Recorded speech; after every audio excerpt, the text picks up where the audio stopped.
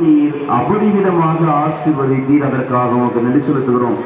நீர் செய்த ஒவ்வொரு நன்மைகளையும் நாங்கள் உம்முடைய அன்னையின் வழியாக, எங்கள் தாயின் வழியாக நினைத்து பார்த்து நன்றி செலுத்தி இருக்கிறோம்.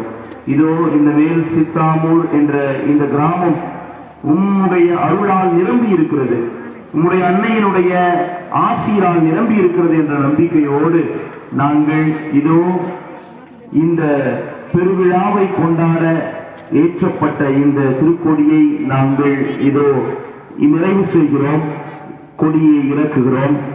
இந்த விழாவின் வழியாக எங்கள் ஒவ்வொருவரையும் நீர் ஆசீர்வதித்திருக்கிறேன், ஒரே குடும்பமாக ஒன்று சேர்த்திருக்கிறேன்.